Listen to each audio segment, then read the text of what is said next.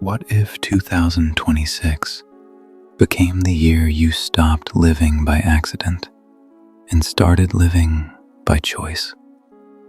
We stand at the threshold of a new year, but this time the static is louder. Comparisons seep into every glance. Invisible expectations weigh on your posture. The opinions of others cloud a fundamental truth: who you are when you cease performing for an audience.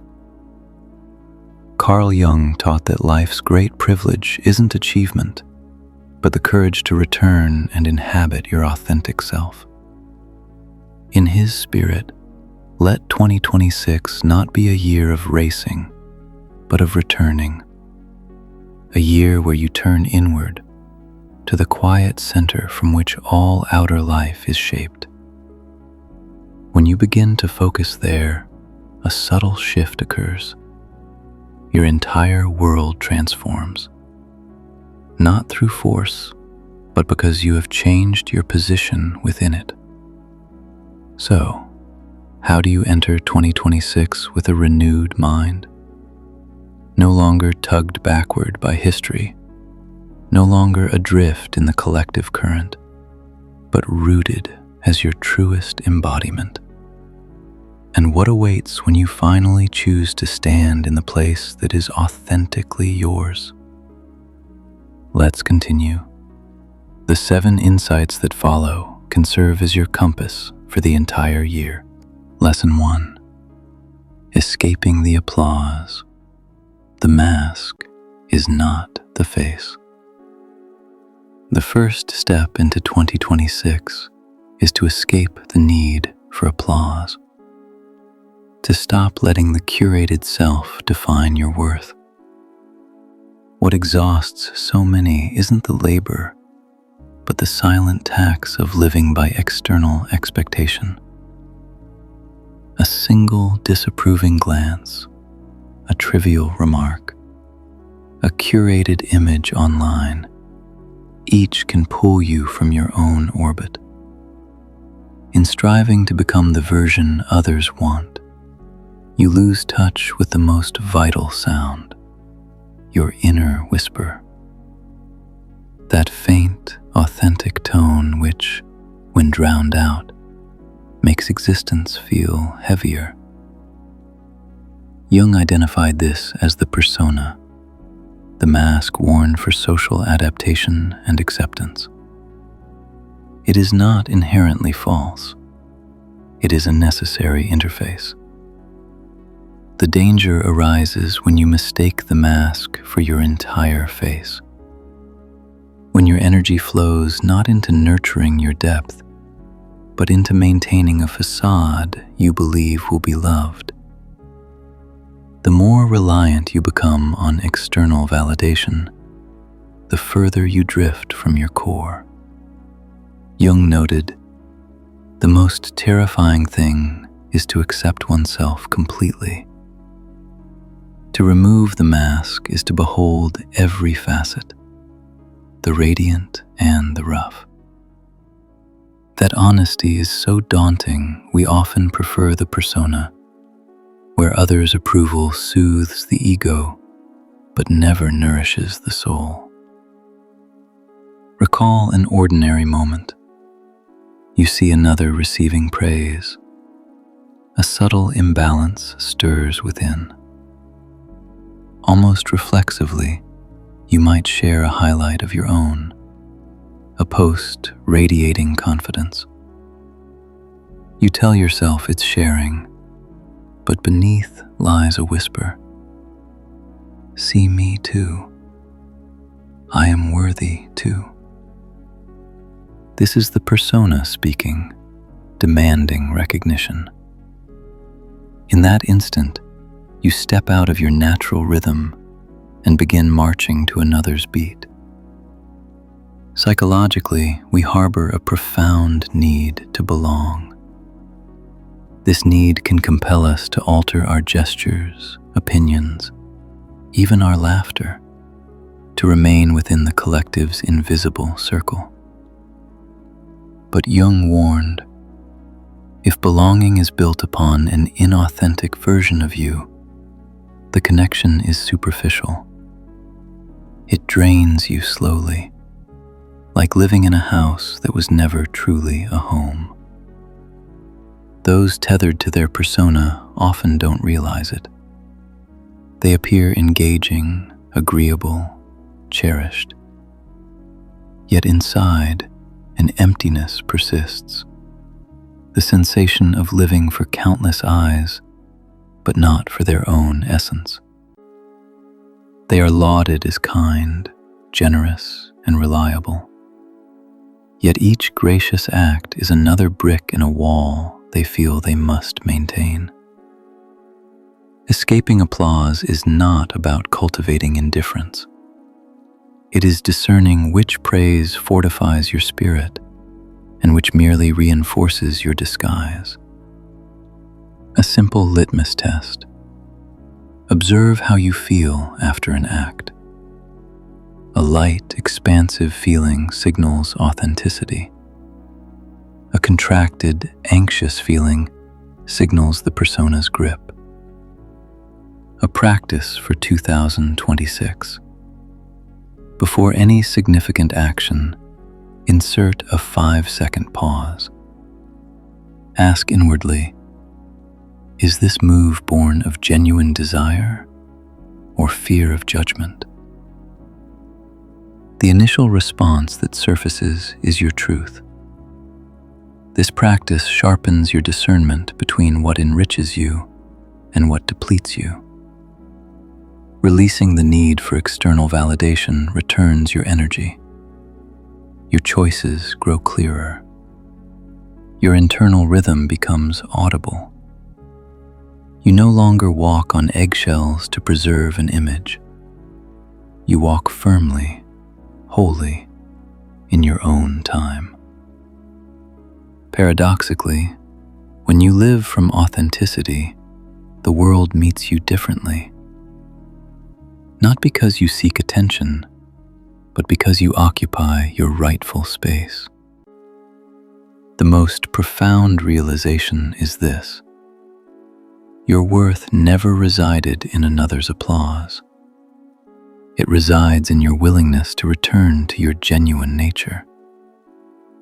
When this occurs, 2026 ceases to be a calendar page. It becomes a pilgrimage, not to please the crowd, but to align with your soul. Lesson 2.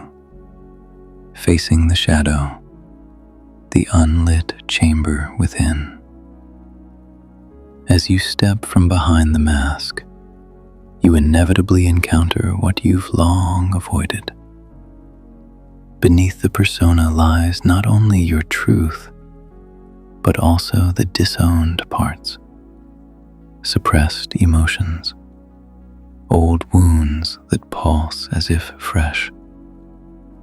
In 2026, as your focus turns inward, these unconscious elements will surface, guiding you toward all you have postponed. Jung termed this the shadow, the repository of all we fear within ourselves, yet which holds the essential keys to our maturation. The shadow unnerves us not because it is evil, but because it is unabashedly real. It brings into focus unresolved feelings, incomplete narratives, and memories that reactivate at the slightest touch. To journey toward self-focus, you must pass through this gateway of honesty. Jung wrote, "One does not become enlightened by imagining figures of light, but by making the darkness conscious." For 2026, this means clarity is won not by portraying an idealized self, but by illuminating the hidden corners. A community member once shared, "I believed I'd moved on, Yet a casual phrase from a colleague made my heart clench as on the original day. That is the shadow's signature. What we presumed was past remains present, dormant but potent. Science echoes this insight. Studies indicate repressed memories are not erased. They are stored somatically as physiological blueprints. Encounter a familiar trigger, and your body responds as it did during the initial wounding. This explains why a minor critique can unravel your day. Your cellular memory is speaking. The shadow waits patiently for your readiness. It resembles a sealed room, not because it houses monsters, but because the door has remained unopened. When you dare to turn the handle, you find not horror, but layers of dust. The dust of unacknowledged grief, stories never voiced, pains never fully met. As light enters, you comprehend. This chamber was never your adversary.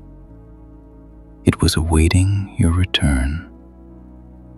Our deepest fear is rarely the darkness itself, but the truth it contains.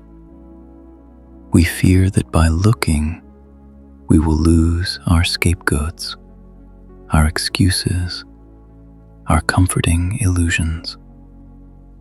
Yet this very confrontation is the cornerstone of your 2026 journey. It is the act of seeing yourself without embellishment, reduction, or flight. If a passing comment has ever lingered, causing disproportionate hurt, consider sharing that experience below. Not to dwell in pain, but to recognize you are in common company. Many carry similar shadows. Your openness creates a space for others to regard their own with compassion rather than dread. The shadow is not a foe. It is a summons to wholeness. It calls you to acknowledge the exiled fragments that yearn for integration. When you stand beside your shadow rather than opposing it, you reclaim sovereignty over your emotional landscape. You are no longer hijacked by unconscious impulses. You decelerate, listen intently, and delve deeper. Your fortitude now stems from the capacity to behold the unvarnished truth and remain steadfast. And when you can abide in your own darkness, you will uncover a simple, seldom admitted reality. What truly alarms us is not the old anguish, but the quiet that follows. The stillness where we grasp nothing but our own authentic voice. Lesson 3. Disconnecting from the noise, the sanctuary of stillness. Upon beginning to face the shadow, the subsequent lesson emerges. Disconnecting from the outer din so your mind can become a placid pool, reflecting what you've never before dared to see. In our era, noise transcends decibels. It is the ping of notifications, the silent calculus of comparison, the low hum of societal shoulds that keep the psyche in a state of perpetual low-grade tension. We mistake reactivity for living, forgetting the sensation of being guided from within.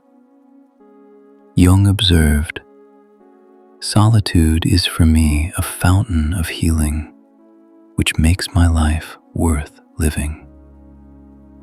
This does not advocate isolation, but highlights that only in stepping back from clamor can we access the restorative quiet where the soul mends and long silent parts begin to speak. 2026 represents a pivotal point because you are now mature enough to perceive the extent to which noise has authored your narrative. Reflect on public figures like Emma Watson, who after global fame intentionally retreated from the media spectacle. That pause allowed her to distinguish between the person she was and the image projected upon her. Your mind is akin to a lake's surface. When winds of comparison and expectation gust, the water churns, reflecting nothing clearly. When the winds settle, your true image appears, undistorted, unambiguous, no longer twisted by the static you once misconstrued as reality. The outer world's frenzy convinces us we must sprint harder, strive more, appear greater. Yet the paradox holds. The more external we become, the more distant we grow from ourselves. The human psyche is not built for incessant input. It requires intervals of processing, restoration, and reconnection. Jung held that stillness is the portal to the unconscious, the realm of genuine insight. In that quiet, you comprehend a liberating fact. You need not become anyone other than who you are. Noise also manifests as the lifestyles you unconsciously emulate, the successes you feel compelled to replicate, the labels others assign you. Disconnecting is not retreat from life. It is reclaiming your mind's birthright to be calm. To integrate this in 2026, gift yourself mere minutes of genuine reprieve from the external world. Silence notifications. Distance your device. Step away from timelines. Sit and simply breathe. A daily pocket of silence allows your mental ecology to restore its innate equilibrium. From that stillness, you will discern your genuine desires, fears, necessary releases, and rightful keeps with a clarity that noise always obscures. If you've ever powered down the world and briefly met yourself with sudden understanding, share that sensation below. For beneath the cacophony, a profound quiet perpetually awaits your return. Lesson 4. Intuition as your compass, the whisper beneath thought. From the moment you cultivate stillness and detect a faint internal voice rising, you might wonder, could this be my intuition?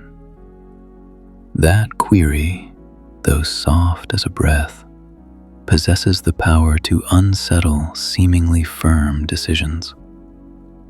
For in that space, you are no longer led by the external chorus. You stand at the delicate border between what logic dictates and what your essence knows. In 2026, with inner senses awakening, you'll recognize that sustaining self-focus requires learning to trust this most subtle signal. Not because intuition grows stronger, but because you become still enough to perceive its gentle nudges, the ones previously drowned out. Through a Jungian lens, intuition is not mystical. It is a form of intelligence deeper than reason. It is an intelligence woven from lived experience, memory, the unconscious, and connections too rapid for the logical mind to process. Intuition is an underground river, invisible, yet ceaselessly flowing. Everyone possesses it, but few cultivate the quiet necessary to hear its murmur. Consider a story. A man once felt a deep unease upon accepting a new role, despite the offer being impeccable on paper. His mind said, "This is irrational." 6 months later, he was depleted in a covertly toxic environment. His reflection was a rueful smile. "I wish I'd honored that first feeling." Intuition does not shout, it whispers. It does not debate, it intimates. It does not command, it gently brushes against your awareness. Jung captured its nature. The shoe that fits one person pinches another. Intuition is the faculty that recognizes which shoe truly fits you, which path grants you room to breathe, which decision brings an internal sense of spaciousness that defies external logic.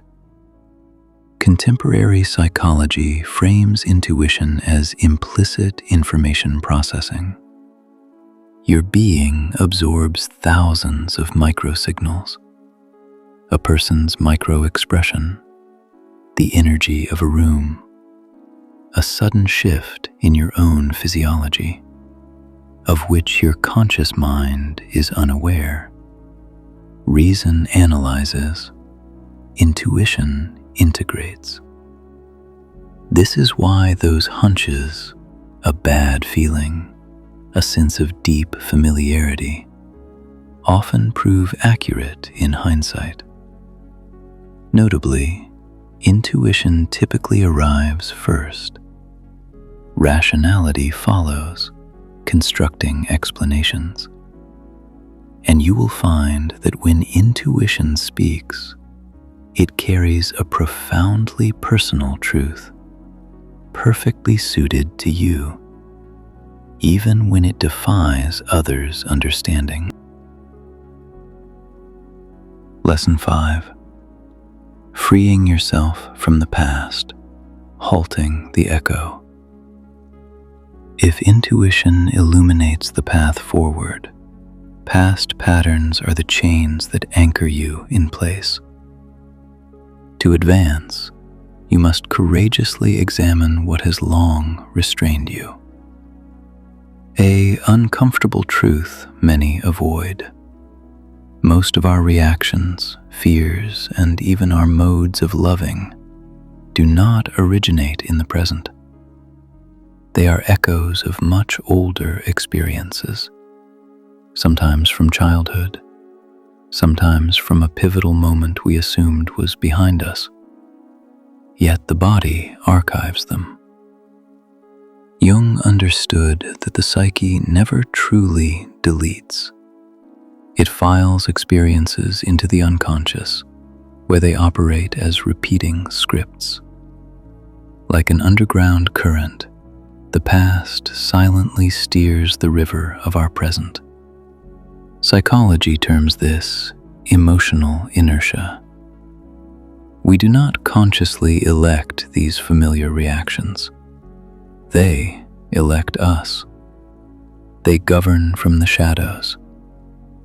When minor criticism provokes disproportionate hurt, when a perceived abandonment triggers collapse, when opportunity evokes hesitation as if catastrophe looms, the present is not the primary actor. Old scars are performing. Reason cannot decode this, for reason was absent when the pattern was encoded. But the past remembers, and it ticks on like an antique clock still keeping its own time. Recall Gogol's tale, The Overcoat. Akaki, a humble clerk, saves tirelessly for a new coat, a symbol of dignity, hope, and visibility. When it is stolen, his world shatters. This story mirrors a Jungian principle. When we invest our entire identity in an external object, role, or recognition, we unconsciously bind ourselves to the original lack. Should that anchor vanish, the internal void gapes wide. Each time we snap into a familiar response, anger, retreat, people-pleasing, we are reenacting an old narrative. We claim, "This is just my nature." But it is not character, it is memory. It is the residue of time upon the heart, filtering the present through the lens of yesterday. Jung pinpointed the mechanism. Until you make the unconscious conscious, it will direct your life and you will call it fate. Liberating yourself from the past, therefore, is the act of making the unconscious conscious, so you are no longer its puppet. This is not erasure of memory, but a courageous, quiet act. Standing in the center of your own life and acknowledging that parts of you operate from stories that have expired. To witness this, try a brief exercise. Sit, breathe, and jot the first 3 automatic thoughts that arise about yourself. Then ask, is this thought authentically mine, or merely the echo of an ancient fear? This begins the work of differentiation. Thus, 2026 becomes not only a time for new aspirations, but for ceasing old cycles. It is the year to look upon the patterns that have held you down and state, "I see you now. I will not travel this worn loop again." That is the moment you cease being guided by the past and begin guiding yourself. Lesson 6. Protecting your energy, the art of sacred boundaries. As old patterns loosen their grip, a subtle awareness dawns. Not every energy in your orbit is conducive to the growth you are now undertaking. In the context of 2026, a year of deepened self-focus, this discernment becomes paramount. Who and what still merits entry into your inner sanctum? Jung reflected, "The meeting of 2 personalities is like the contact of 2 chemical substances. If there is any reaction, both are transformed." You cannot engage with another's energy without experiencing some alteration, however slight. Often, the most profound exhaustion stems not from tasks, but from the strain of maintaining relationships that no longer align with the person you are becoming. Consider interactions where you must carefully modulate your words, suppress your feelings, or diminish your presence to avoid friction. The farewell brings not sadness, but relief. That relief is a telling signal. This does not indict the other person. It simply indicates that your internal frequencies are no longer in harmony. Protecting your energy is, therefore, the art of curating who is permitted near the most vulnerable and vital spaces of your soul. Imagine tending a fragile flame. You are not afraid of the wind, but you wisely shield the light from gusts that would extinguish it. Your body and emotions offer constant feedback. A heaviness in the chest, a sudden internal chatter, a need to perform rather than simply be. These are your inner world's pleas for protection. These signals are rarely loud. They manifest as a low-grade unease, a subtle fatigue, a nameless dissonance. Learning to heed them is a skill that safeguards your becoming. When you consistently practice this discernment, your inner life transforms. It ceases to be a battered refuge and becomes a wellspring of strength. You grow clearer in emotional management, calmer amidst chaos, less entangled in narratives that are not your own. You begin to recognize who approaches you with genuine regard and who seeks merely to fill their own emptiness. And as you guard your inner light, you will witness a beautiful alignment. Not everyone needs a place in your story, but those who arrive at the right time, in the right way, will make your journey through 2026 more gentle, profound, and warm. Lesson 7. Living as the self you are becoming. The alchemy of small steps. Having learned to heed intuition, release the past, and guard your energy, the final shift of 2026 awaits. Not merely understanding who you are, but embodying the person you are becoming. This is not a call to sudden, dramatic change, but an invitation to the alchemy of incremental, daily movement. A truth known to all who walk the inner path. Humans evolve not through singular grand decisions, but through countless minor, everyday choices, repeated until the new becomes instinct. One day, you decline an invitation that would have drained you. Another day, you choose quiet integrity over winning an argument. Later, you pause to ask your heart what it needs.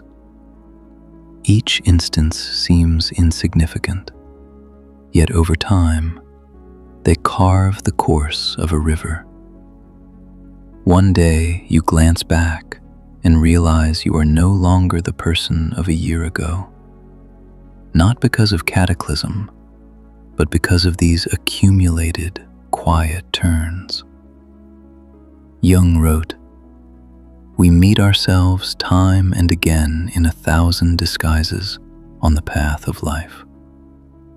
Growth is this series of encounters, of recognizing which aspects of ourselves are concluding their chapter and which are just beginning to unfold. There will be days that feel like regression, moments of foggy uncertainty. This is natural. Becoming is measured not by velocity, but by the quality of your response to life. Then, in a familiar situation, you'll notice you did not flare with old anger. You did not shrink from a former fear. You did not clutch what was ready to depart. That subtle moment is the most potent sign of true shift. To cultivate this, adopt a gentle nightly practice. Before sleep, place a hand over your heart and acknowledge, "Today I took one small step toward the person I am becoming." No grand achievement is required. Simply recognize one conscious choice, one moment of authenticity. This act of recognition trains the mind to orient toward growth, and assures the heart it is safe to continue opening. The essential message is this: the coming is not a distant destination. It is a current flowing within you each day. It is a slight opening of awareness, a gentle leaning toward what resonates with your essence. When you learn to honor these micro movements, you see that the journey of self-focus in 2026 is not a frantic self-improvement project, but a patient, deepening return to your own wholeness.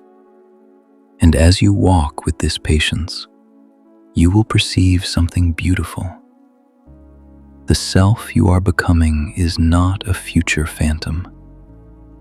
It is already alive in each honest choice, each feeling you courageously face, each boundary you lovingly set, and every moment you choose to stand in your truth. It is unfolding here and now within you. Conclusion. In this exploration, we have navigated 7 insights to anchor your 2026 in the spirit of Carl Jung. Each serves as both mirror and map, reflecting your inner landscape and guiding your steps home. Applying these principles, you gradually cease being swayed by external demands, lost in unconscious comparisons. You begin constructing a psychological space that is clearer, steadier, and rooted in self-honesty. You learn to retreat from noise, recognize repetitive scripts, safeguard your vitality, and return to what genuinely nourishes your soul. Your intuitive voice will clarify. Your personal boundaries will fortify. A deep peace will emerge, not from controlling life's chaos, but from understanding yourself so thoroughly that you are no longer uprooted by it. Persist on this path, and you will mature into a more lucid, composed, and self-directed version of yourself. You will live not by the noise of the world, but by the clarity arising from within.